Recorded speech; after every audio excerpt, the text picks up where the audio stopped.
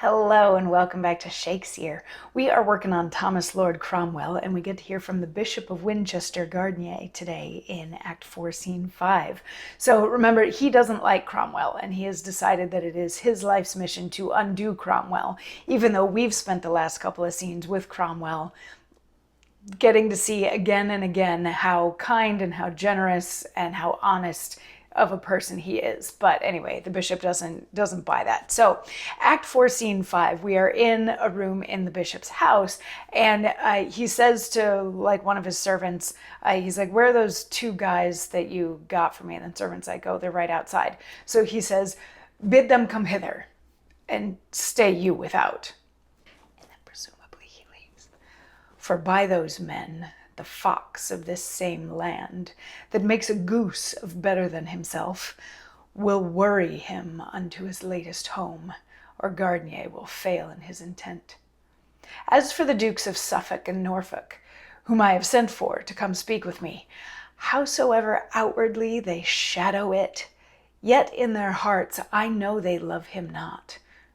As for the Earl of Bedford, he is but one, and dares not gainsay what we do set down. And then the two guys enter. Now, my friends, you know I saved your lives, when by the law you had deserved death. And then you promised me upon your oaths to venture both your lives to do me good. So it's a little more mustache twirling. He has his servant go get these two guys from outside, and the stage directions don't say that the servant leaves, but I think this next chunk of the monologue makes more sense if it's not said within earshot of anyone else. So presumably the servant leaves, and he's like, "Mwahaha," because this is it. We're gonna take Cromwell down, and he mentions that he has sent for Suffolk and Norfolk, who he knows also don't like Cromwell, and he's also sent for Bedford, and he's like, Bedford, I don't know if I'll be able to get him on our side, but close enough. If we can't get one guy, we can still do what we need to. So then these two characters come in. They're just named first witness and second witness. The two witnesses come in, and he's like, my friends, I saved your lives when you were supposed to be executed, and you promised me that you would do me a favor, right? And they're both like, yes, we promised that we would do you a favor. And he's like, okay, what I need you to do is I need you to swear, because I heard it, but nobody's going to believe it if I say that I heard it. So I need you to say that, I need you to swear that you overheard Cromwell saying he wants to kill King Henry.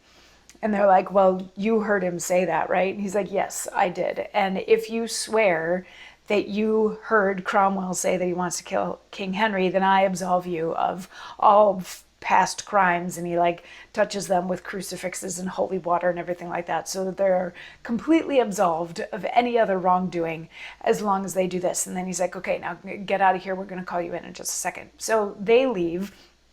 And momentarily thereafter, the Dukes of Suffolk and Norfolk and the Earl of Bedford come in, and there's greetings, there's friendly chit chat, and it gets around to the bishop saying, oh well, we're sort of plagued with these horrible Thomases. First there was Thomas Wolsey, and then there was Thomas More, and now there's like one more Thomas.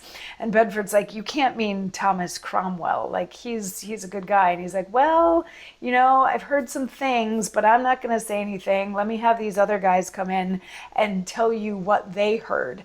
So the two witnesses come back in, and they swear in front of these other three gentlemen that they overheard Cromwell in his garden saying that he wanted to stab King Henry multiple times until he was dead. And Bedford is like, I'm not buying this. That can't be. That's not at all like Thomas. I'm not sticking around for this. So he leaves, but Norfolk and Suffolk believe it. And they're like, oh, this is the sort of thing that we should maybe be looking into. So the two witnesses leave, and now we just have Gardiner and the two dukes there, and they're talking a little bit. They're like, okay, but if we put Cromwell on trial, the king loves him. As soon as Cromwell is allowed to speak for himself, it's going to be over. He's going to be acquitted, and we won't have gotten anywhere with this. But then the bishop remembers, conveniently remembers that there was recently a law enacted by Cromwell that said that if someone was accused of high treason, they could be executed without a trial. So they decide that with this evidence from these two witnesses, they have enough to go and arrest Cromwell in the morning and cart him away so that he can be executed the following day, because it would be treasonous for him to want to kill the king.